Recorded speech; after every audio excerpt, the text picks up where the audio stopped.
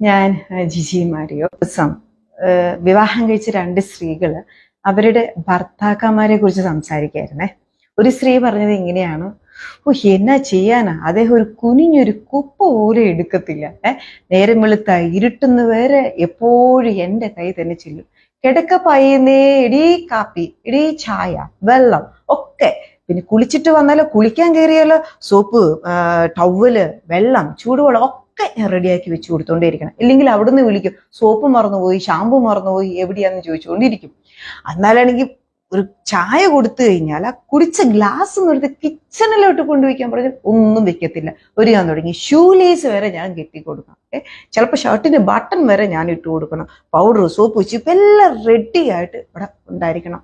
ഒരു പണിയും എടുക്കത്തില്ല. ഭയങ്കര കഷ്ടപ്പാടാ. അറ്റ്ലീസ്റ്റ് ഒന്ന് കുടിച്ച ചായയുടെ കപ്പെങ്കിലും ഒന്ന് കഴുകി വെച്ചൂടെ, നമുക്കൊരു സന്തോഷം തോന്നില്ല അങ്ങനെയൊക്കെ ചെയ്യുമ്പോ എന്നൊരു സ്ത്രീ പറഞ്ഞു. ഒന്നും വേണ്ടിയില്ല. രണ്ടാമത്തെ സ്ത്രീ ഇത് കേട്ടോണ്ടിരിക്കുകയാണെ. രണ്ടാമത്തെ സ്ത്രീ പറയാണ്, ഇതുപോലെ തന്നെയാണ് എന്റെ ഭർത്താവും. കുടിച്ച കപ്പ് പോലും കഴുകി വെക്കത്തില്ല. എല്ലാത്തിലും ഞാൻ വേണം. കിടന്ന് എഴുന്നേറ്റ് കഴിഞ്ഞാൽ ബെഡ്ഷീറ്റ് ഞാൻ തന്നെ മടക്കി വെക്കും, അദ്ദേഹത്തിന്റെ ഡ്രസ്സ് ഞാൻ തന്നെ അയൺ ചെയ്ത് വെക്കും, അദ്ദേഹത്തിന് ഷൂ ലേസ് വരെ കെട്ടിക്കൊടുക്കും, കോളർ, ഷർട്ടിന്റെ ബട്ടൺ ഇട്ട് കൊടുക്കും, കുളിക്കാൻ നേരത്തെ ചൂടുവെള്ളം എടുത്തു കൊടുക്കും, സോപ്പ് എടുത്തു കൊടുക്കും, ഷാമ്പു എടുത്തു കൊടുക്കും. എല്ലാ പണിയും ഞാൻ തന്നെ ചെയ്യുന്നത്. അദ്ദേഹം ഒരു പണിയും ചെയ്യില്ല. പക്ഷേ എനിക്ക് അക്കാര്യത്തിൽ ഭയങ്കര സന്തോഷമാണ്. എല്ലാത്തിനും ഞാൻ വേണമല്ലോ. ഞാനില്ലാതെ പറ്റില്ലല്ലോ. അദ്ദേഹത്തിന് കുളിക്കാൻ കയറണമെങ്കിൽ എന്റെ കയ്യിൽ നിന്ന് തന്നെ ടവലും സോപ്പും വേണമല്ലോ. ഉടനെ വിളിക്കും, എടിയേ എടിയേ ബിന്ദുവേ, എടിയേ സ്മിതി, ഉടനെ എന്റെ പേരങ്ങ് വിളിക്കുകയാണ്. അപ്പൊ ഞാൻ വേണമല്ലോ. കിടക്കപ്പായി എഴുന്നേൽക്കുമ്പോഴേ എന്റെ പേരാണല്ലോ വിളിക്കുന്നത്. ചായ കിട്ട, എടി കാപ്പി വേണം, എടി ചായ വേണം, എടി ചൂടുവെള്ളം വേണം. അപ്പൊ ഞാനില്ലെങ്കിൽ അദ്ദേഹത്തിന്റെ ജീവിതത്തിൽ ഒന്നും നടക്കില്ല. ഞാനില്ലെങ്കിൽ അദ്ദേഹം കട്ടപ്പോക. അപ്പൊ എന്നെ അത്രമാത്രം ഡിപ്പെൻഡഡ് അല്ലേ. അപ്പൊ അത് ഓർക്കുമ്പോ എനിക്ക് ഭയങ്കര സന്തോഷമാണ്. അദ്ദേഹത്തിന്റെ ലൈഫിൽ എനിക്ക് വലിയ പങ്കാളിത്തമാണ് ഉള്ളത്. ഞാനാണ് അദ്ദേഹത്തിന്റെ ലൈഫിൽ നേരം വെളുത്ത ഇരുട്ടുന്നത് വരെയുള്ളത്. ബിക്കോസ് ആൾ എന്നെ അത്ര ഡിപ്പെൻഡഡ് ആണ്. അപ്പൊ ഞാൻ ഈ സംഭവം പറഞ്ഞ എന്താണെന്നറിയാമോ, ഒരേ ആൾക്കാര് വിവാഹം കഴിച്ചവര് രണ്ടുപേരെയും ഭർത്താക്കന്മാരെ അനലൈസ് ചെയ്യുന്ന രീതി കണ്ടോ. ഒരാൾ കുറ്റമായിട്ട് പറഞ്ഞു, ഇത് വലിയ ടോർച്ചറാണ്, കഷ്ടപ്പാടാണ്, ദുഃഖമാണ്, ദുരിതമാണ്. മറ്റേയാൾ ആസ്വദിച്ചിട്ട് പറയാണ്, സി ഞാനത് എൻജോയ് ചെയ്യുന്നു. ബിക്കോസ് അദ്ദേഹത്തിന്റെ ലൈഫിൽ എനിക്ക് ഒത്തിരി ഇമ്പോർട്ടന്റ് ആയിട്ട് കാര്യങ്ങൾ ചെയ്യാനുണ്ട്. ഞാനാണ് ഇമ്പോർട്ടന്റ്. ഞാൻ എടുത്തു കൊടുത്താലേ എല്ലാം അദ്ദേഹം ചെയ്യുള്ളൂ. സോ ആൾ എന്നെ ഒത്തിരി ഡിപ്പെൻഡഡ് ആണ്. കണ്ടില്ലേ? അപ്പൊ എത്ര രസകരമായിട്ടാണ് ലൈഫ് ചെയ്യുന്നത്. അപ്പൊ കുടുംബജീവിതത്തിലെ പ്രശ്നങ്ങളൊക്കെ എന്ന് പറഞ്ഞ് ഇതുപോലെ നിസാരം കാര്യങ്ങളാ നമ്മൾ കാണുന്ന കാഴ്ചപ്പാടിന്റെ കുഴപ്പമാണ്. ഈ കാഴ്ചപ്പാട് മാറിയാൽ തന്നെ കഷ്ടപ്പാട് മാറുമെന്നാ പറയണേ.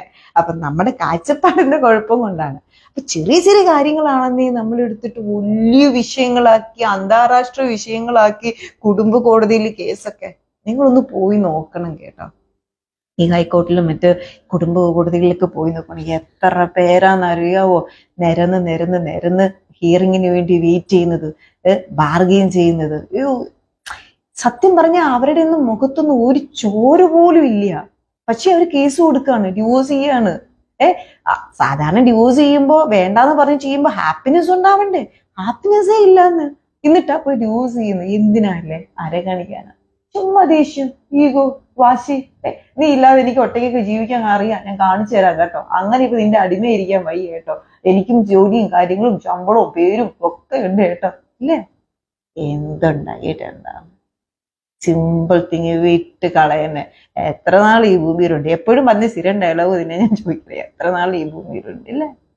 ആദ്യത്തെ ആ രണ്ട് സ്ത്രീകൾ സംസാരിച്ച ആറ്റിറ്റ്യൂഡ് ശ്രദ്ധിച്ചു നോക്കി. നിങ്ങൾ എങ്ങനെയാ ഒരു ഭർത്താവിന്റെ അല്ലെങ്കിൽ ഒരു ഭാര്യയുടെ ഒരു സ്വഭാവത്തെ അനലൈസ് ചെയ്യുന്നത് എങ്ങനെയാ ഒന്ന് ചിന്തിച്ചു നോക്കൂ. ജസ്റ്റ് നമ്മുടെ കാഴ്ചപ്പാടിന്റെ കുഴപ്പം കൊണ്ടാ ഞാൻ ഈ പറഞ്ഞു വരുന്നത്. എന്താണെന്നറിയാവോ, മെയ് 8-ാം തീയതി കപ്പിൾസിന് വേണ്ടിയിട്ട്, വിവാഹം കഴിച്ചവർക്ക് വേണ്ടിയിട്ട് നല്ലൊരു മനോഹരമായ ഒരു സെഷൻ ഉണ്ട്, ക്ലാസ് ഉണ്ട്, ഒരു 1 day സെമിനാറാണ്.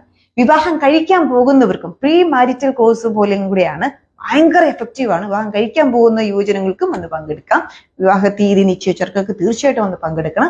അതുപോലെ തന്നെ വിവാഹം കഴിച്ചു കഴിഞ്ഞവർക്ക് നല്ലൊരു ഗൈഡൻസ്. അതിൽ സ്ത്രീയുടെ മനഃശാസ്ത്രം, പുരുഷന്റെ മനഃശാസ്ത്രം ഇല്ലേ, നമ്മൾ ഗൈഡ് ചെയ്യാണ്. ഓരോ വിവാഹം കഴിച്ച ആദ്യത്തെ 2 വർഷത്തിൽ ഉണ്ടാകുന്ന ഇഷ്യൂസ്, വിവാഹം കഴിച്ച ആഫ്റ്റർ 5 years ഉണ്ടാകുന്ന ഇഷ്യൂസ്, വിവാഹം കഴിച്ച് 10 വർഷം കഴിഞ്ഞ് ഉണ്ടാകുന്ന ഇഷ്യൂസ്, നമുക്ക് എന്തൊക്കെ പ്രശ്നങ്ങൾ വരാം, എന്തൊക്കെ ഈഗോ വരാം, എന്തൊക്കെ കോംപ്ലക്സ് വരാം, അതൊക്കെ എങ്ങനെ ടാക്കിൾ ചെയ്യണം, എന്തൊക്കെയാണ് ശ്രദ്ധിക്കേണ്ടത്, എങ്ങനെയാണ് പാരന്റിങ്, ഓക്കെ, എങ്ങനെയാണ് സെക്ഷൽ ലൈഫ്, എങ്ങനെയാണ് ബെഡ്റൂം ലൈഫ്, ഒക്കെയുള്ള വളരെ ഓപ്പൺ ആയിട്ടുള്ള ഒരു ഡിസ്കഷനും ഒരു ഇന്ററാക്ഷനും ചർച്ചയും ക്ലാസ്സും ഒക്കെയാണ് നമ്മൾ മെയ് 8 ഒരുക്കിയിരിക്കുന്നത്. എല്ലാ മാസവും ഉണ്ട്. മെയ് 8 കഴിഞ്ഞ പിന്നെ ജൂലൈയിലാവും ഞങ്ങൾക്ക് വിദേശത്തൊരു പ്രോഗ്രാം ഉണ്ട്. അതും കൂടി പ്രത്യേകം പറയാണ്. അമേരിക്കയിൽ ഞങ്ങൾ വരുന്നുണ്ട്. ഹൂസ്റ്റണിൽ ഉണ്ടാവും, ചിക്കാഗോയിൽ ഉണ്ടാവും, മിയാമിയിൽ ഉണ്ടാവും. അപ്പോൾ അവിടെ മെയ് 13 മുതൽ ഞങ്ങൾ അമേരിക്കയിലായിരിക്കും, ജൂൺ പകുതി വരെ കേട്ടോ. അപ്പോൾ നിങ്ങൾക്ക് ആർക്കെങ്കിലും പേഴ്സണൽ കൗൺസിലിംഗ് ആവശ്യമുണ്ടെങ്കിൽ ഞങ്ങളെ കോൺടാക്ട് ചെയ്യുക. എൻ്റെ നമ്പർ, വാട്സപ്പ് നമ്പർ ഞാൻ ഇത് ഡിസ്ക്രിപ്ഷനിൽ ഇട്ടേക്കാം. എൻ്റെ വാട്സപ്പ് നമ്പറിൽ കോൺടാക്ട് ചെയ്യുക. നിങ്ങൾ ഹൂസ്റ്റണിൽ വെച്ചോ ചിക്കാഗോയിൽ വെച്ചോ നിങ്ങൾക്ക് മിയാമിയിൽ വെച്ചോ, കാരണം പേഴ്സണലായിട്ടൊരു കൗൺസിലിംഗ് വേണം, ഒരു മെന്ററിങ്, ഒരു ഗൈഡൻസ് ഒക്കെ ആവശ്യമുള്ളവർക്ക് നിങ്ങൾക്ക് ഞങ്ങളെ കോൺടാക്ട് ചെയ്യാവുന്നതാണ് കേട്ടോ. എപ്പോഴും ഞങ്ങൾക്ക് അമേരിക്കയിലേക്ക് ഓടി വരാൻ പറ്റത്തില്ലല്ലോ, നിങ്ങൾക്ക് നാട്ടിലേക്ക് ഓടി വരാൻ പറ്റത്തില്ലല്ലോ. ഇപ്പൊ ഇതൊരു സുവർണ അവസരമാണ്. അപ്പോയിന്റ്മെന്റ് നേരത്തെ ബുക്ക് ചെയ്യണം കേട്ടോ. അപ്പോൾ ഈ മെയ് 8 കപ്പിൾസിന് വേണ്ടി ചാലക്കുടി വെച്ചിട്ടാണ് ഈ വൺ ഡേ പ്രോഗ്രാം നടക്കുന്നത്.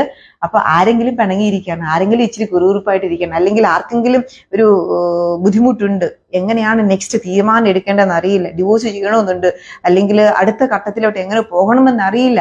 അറിവുകൾ കിട്ടുന്തോറും മനുഷ്യർ വളരുകയാണ് ചെയ്യുന്നത്. അറിവുകൾ കിട്ടുന്തോറും പ്രശ്നങ്ങൾ കുറയാണ് ചെയ്യുന്നത്. അപ്പൊ മാക്സിമം അറിവ് നേടാനായിട്ട് മെയ് 8 വിവാഹം കഴിച്ചവർക്കും കഴിക്കാൻ പോകുന്നവർക്കുള്ള ഒരു അവസരമാണ്. തീർച്ചയായിട്ടും മാക്സിമം ഷെയർ ചെയ്യുക, പങ്കെടുക്കാൻ വേണ്ടി ശ്രദ്ധിക്കുക.